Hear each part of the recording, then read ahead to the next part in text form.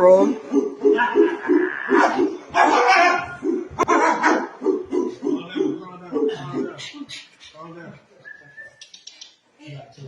So you mean to tell me that we got grown men, someone's son, father, husband, getting walked like dogs in prison, and these YNs are still catching bodies like it's just another day? You could be Space Monster. I'm socking your ass out. We going in here. I ain't giving no nigga a pass. So don't give me no pass, because I ain't giving you no pass in here. It's fighting while you're naked? Man, that's some West Side folks that get right up on him. Boom, bam on the dead homies. I'll whoop him, knock him out naked, dead homies. Off the back. It don't matter where you at in that off the back, I'm getting cracking. I'll over in the shower. Boom. So you mean to tell me that we got guys who are 6'4" and up, 250 pounds and up like this dude 4 extra, and these YNs are still catching bodies in broad daylight, sometimes not even wearing a mask? Like the only thing they'll have in prison won't be their hands and maybe a sharpened toothbrush? You won't have that switch when this Avenger level threat, Thanos looking, been lifting for the past decade looking motherfucker comes after you. If someone's curious, how do you turn someone out in prison? I see. If I spot one that I think, hey, he's fresh, he's a virgin, I want that ass right there. His butt. I said, I got him. What kind of kiss was that? And he kissed me again, we kissed him. And I'm hard, man. I just know it, boy. I've been waiting 5 months for this, man. I ain't masturbated to touch myself. My balls is heavy. I clammed this. I kissed him. I love him so much. All that was in his butt. I pulled it out. That's what it sounded like. Juicy. I'm squeezing his breast. Then he called his chest. His breast now. Name chest, his breast. You're a woman now. My woman. I got to get you off. You know, what level will I be if I can't get my woman out? So I'm telling you young guys this. I love you. I do. When I was locked up, I loved you, man. When you come in, hey bro, who you shot at? I don't care who you shot at. I'm getting ready to shoot in you. The more the story. You better not go to prison. Don't go to prison, boy. Hey, we out. You mean to tell me that these YNs are still risking their freedom when you got these booty bandit, ass muncher gremlins like this guy behind bars? I want you to imagine your cellmate trying to kill you over your booty. That sounds crazy to even say, but that's the reality. One kid that he was on the toilet, he was shitting, and dude came in there with a knife and said, turn around, don't even wipe. It's dudes in there crashing out over the buns, and that's not even far-fetched because some of these guys are serving life sentences. They got nothing to lose. I mean, this guy dedicated his whole prison career towards going after YNs. He damn near got a PhD in freakiology. Dude legit might be worse than Diddy. Charged as an adult in certain crimes, that the gravity was hitting him. A grand jury indictment that could come in the near future. Judge told him that he would not be seeing freedom anytime soon. Court may impose a hold without bond. Court finds sufficient allegations to support the charges. Considering the relevant charges, he is ordered held without bond. This moment is tough to watch, but it was something that Zaquavius Dawkins' family says they needed to be here for. Simpson accused of killing Dawkins Sunday night along Chester Street. Simpson also accused with attempted first-degree murder involving another victim. And you know, at one point before reality had set in and he realized that he took someone's family member and you know, he started breaking down, I bet you he thought he was hot shit. He thought that just like every other YN out here, he was untouchable. Whether by the law or his ops, he was just above it all. But you see, you only have that impulsiveness, that crash out mentality, that I'ma do whatever I want to whoever I want, consequences be damned mentality. When you're in that moment and the adrenaline is rushing, when you're on that high, or like a lot of these YNs, you're on some sort of drug numbing your emotions. But see, that adrenaline, those pills, you won't have those when you're in the courtroom. When you're in that cell, you won't have those. It's just gonna be you and your thoughts. And see, I've made a bunch of videos covering the epidemic of YNs. And I honestly feel like if watching this video, especially the story I'm about to tell you, doesn't motivate you to change your life, you might be a lost cause. Meet 17-year-old high school student athlete Noah Scurry, an academically gifted kid who had the highest SAT score at his school. A kid who was described in the best light by adults and his peers. Who was killed was exceptional. He scored remarkably high on his SATs. The star basketball player on the team here. When you saw him around, like, you knew he brought good energy to everybody. He was really smart too. Whenever he entered a room, the room always lit. You know, it was always a smile on somebody's face when they were around them. It's so sad to think that he died. Brief intermission. I'm trying to get to 100K subs, so I'd appreciate it if you like, comment, subscribe on this channel and on my reaction channel, 4D Shams Live. Also, join my Discord and follow me on Instagram. Love y'all. I mean, this guy just had it all. Great student, seemingly great person, and great athlete. There were even rumors that he was getting looks from D1 schools. Noah lived a superhero life. Well, I guess in this case, supervillain. During the day, he'd go to his classes and obviously excel. He'd hang out with his friends when he got the chance. And then after school, he'd go to basketball practice. But see, after clocking out from school in the basketball court, Noah would clock into the streets. Noah's street name was OTV Joker. And just like the Joker, Noah was a menace. Think of guys like King Von and Bloodhound Jeff. Yeah, he's cut from their cloth. He wasn't only going around whooping on his ops, but he allegedly caught 5 bodies. One of them allegedly being Gilly the Kid's son, Young Cheese. I'm honestly just shocked at how he was able to juggle street life and be an academic weapon at the same time. This is an Instagram story of Noah whooping on his ops, captioned, "Don't come around me claiming that Fast Break shit." Fast Break being one of OTV's rivals, aka Ops. His face is good.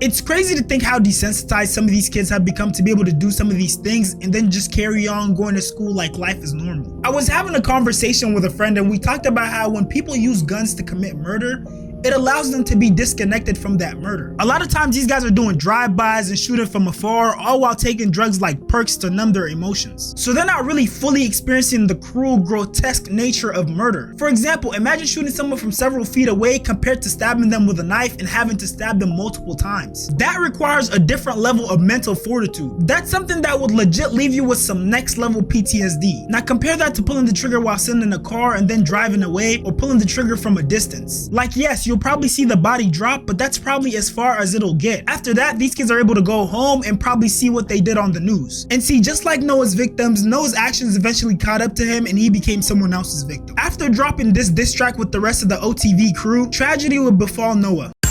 Hey, Lance.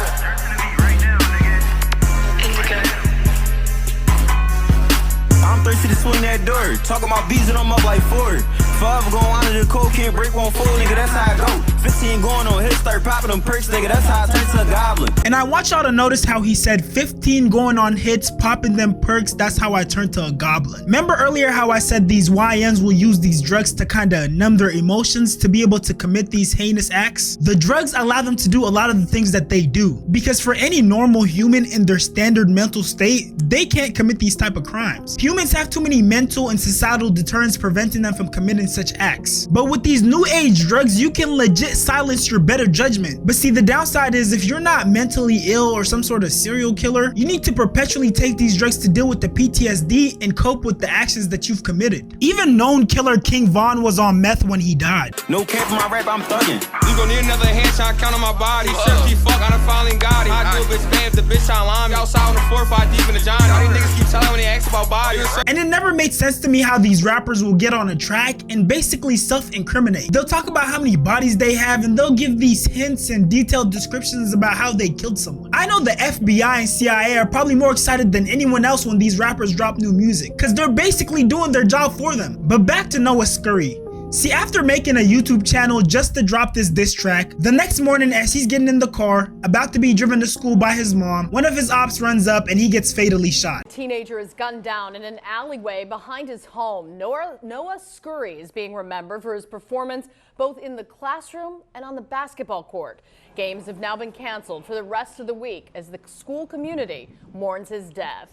Once again, Noah Scurry was only 17 years old. Anyone with further information is asked to contact the police. And one of the things I really hate about this situation is that even though he knew he had enemies and people who were coming after his life, he was still hanging around his mom. He was putting her in harm's way just by letting her be around him. And just like Noah was making diss tracks about the people that he's killed, his ops also made diss tracks when he was murdered. I'm like, what? Did what Baby and couldn't doing this, put the Joker down. Baby Joker, this, where the jokes is over now. He got flame, bullets is burning his wings, he finally gonna be in hell. And what was Noah's reward for catching these bodies and hurting all these people just to impress other misguided kids? His reward was a couple IG story posts and some of his crewmates saying that certain certain people didn't kill him, along with basically saying that they're gonna commit more crimes and more murders to avenge him, continuing the cycle. On top of that, Noah kinda just jump-started his friend's career because ever since he passed away, the video has been gaining traction. It's sitting at 1 million views right now in 2 weeks. And his friend who you saw in the music video made a song called Joker 8 days ago, which right now is sitting at 47,000 views. And I bet you the views are only gonna keep going up because controversy sells. This might be the birth of a whole new Philly drill scene, just like we saw back in the day in Chicago when rappers would talk about killing and then people would end up dead, and that whole controversy would lead to more views and streams. In one of my past videos, I made the argument that you can always change your life around and that your actions determine your fate. I truly and genuinely believe that a majority of people who are in street life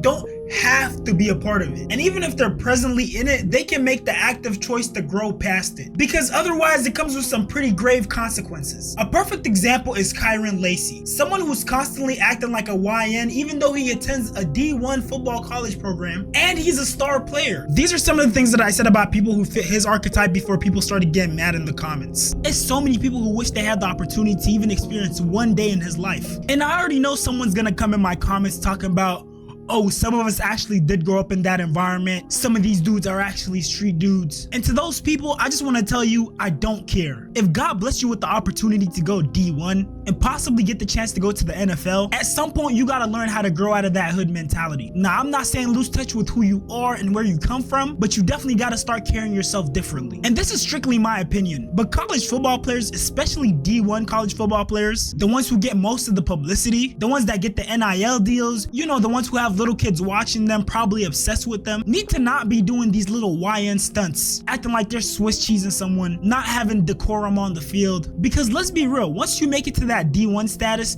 especially if you're performing well, your life becomes too high profile for you to even consider living that type of lifestyle. After posting that video, people who know nothing about my personal life came in the comments and said, you know nothing about street life, and they basically made the argument that a lot of people are born into this lifestyle.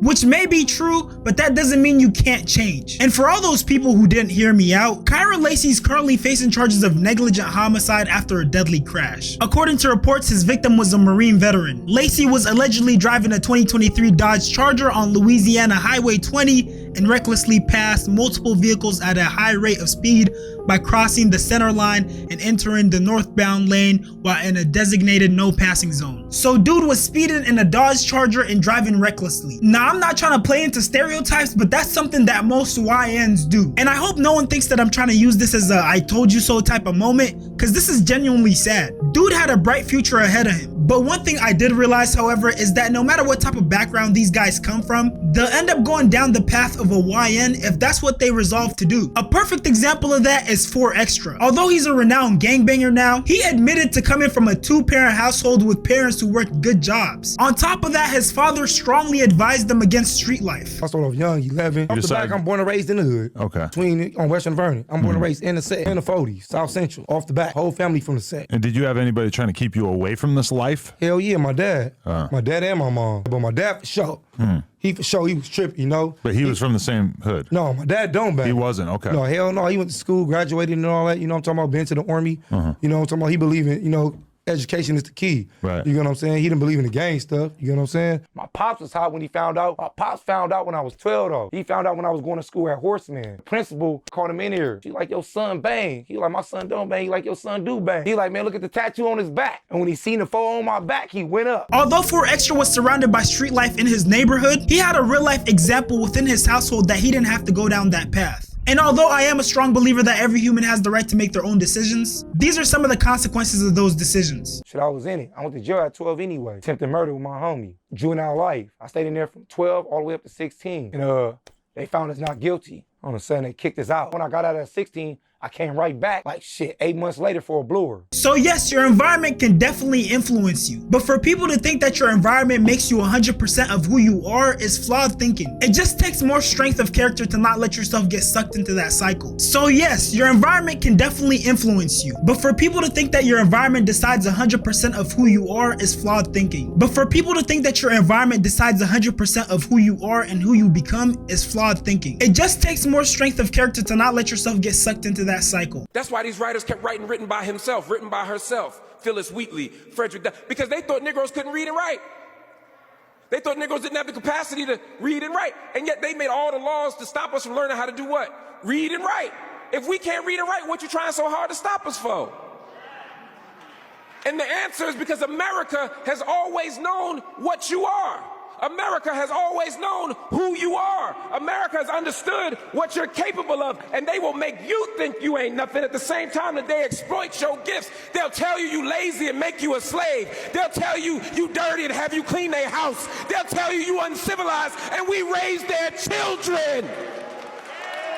They know who you are.